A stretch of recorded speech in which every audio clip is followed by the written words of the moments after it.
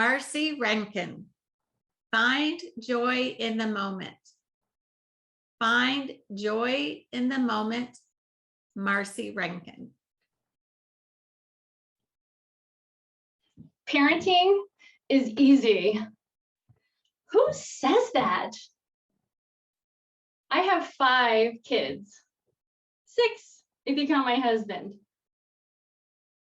People are always telling us to enjoy our kids now while they're young, because they're going to grow up and be gone before you know it.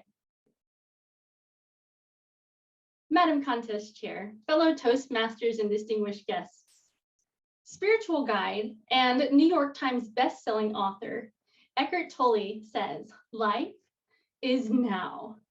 Never was there a time when your life was not now, nor will there ever be. I have 5 kids. Sometimes I don't want life to be now. I don't like to get down on my hands and knees and clean up a gallon of spilled milk under my dining room table. I don't enjoy walking through my house tripping over trains. Have you ever stepped on a Lego? Parenting isn't always easy, but I will tell you that my kids have taught me some of the best life lessons that I have ever learned.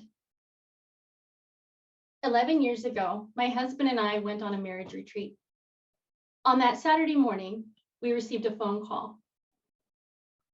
We left our 2 boys with my friend.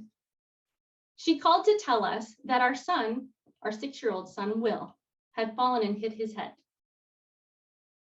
I'm a good mom, so I said, well, let him know that I love him, give him a hug, and maybe an ice pack. Keep us posted. I mean, we're on a treat. A few moments passed, and we received a second phone call. Only this time it was a phone call that no parent should ever have to take. There was a police officer on the other end of the line. They said we needed to come right away. They were transporting our son by ambulance to Riley Hospital for Children. This wasn't just an ordinary boo-boo that I could kiss and make better. I remember on that really long 2-hour drive to Riley, thinking back to the last time that we saw our son. We had dropped them off with my friend, and it was a very surreal moment.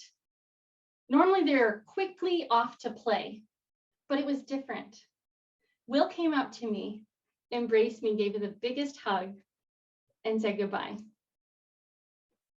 That was the last time I would see his smile, hear his voice for the next several weeks. By the time we got to the hospital, our son was hardly recognizable amongst all the wires and ventilator he was on.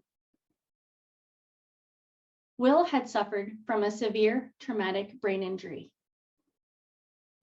While at my friend's house, he decided to bounce on a couch. And kids like to have a lot of fun, especially my kids like to have a lot of fun. So they took an exercise ball and they jumped on an exercise ball on the couch. Only this couch backed up to a railing, and the railing overlooked a 2-story foyer. Will was bouncing on the exercise ball and went over the railing, landed on his head on a laminate concrete covered floor. The doctors told us to take things one day at a time. We took things one moment at a time. They said in a brain injury, it's common for it to take about 2 to 3 days for the swelling to reduce enough to bring him out of the coma they had placed him in. 3 days passed, and he was still in that coma. 3 more days passed, and he was still in the coma. And then another 3 days. I remember one point in time when my husband and I, we noticed some fluid leaking from Will's nose. I'm not a medical expert by any stretch of the imagination, but I didn't think it was a good sign. The nurse took a sample, left the room. When she came back, she had a smile on her face, and she said, well, we thought it was a problem, but it's not. Will has a runny nose. As a parent, as a mother, I have never been excited, never more excited about a body fluid my entire life. 13 days. On day 13, I saw my sweet little 6-year-old boy's big blue eyes. He had to relearn everything over again. He had to learn how to breathe on his own, how to walk, how to talk, how to eat. It's like his brain hit a reset button. Saint Mother Teresa tells us to be happy in the moment. This moment is all we need, not more. We embraced and enjoyed each and every moment of his progress, each breath, each word, each step.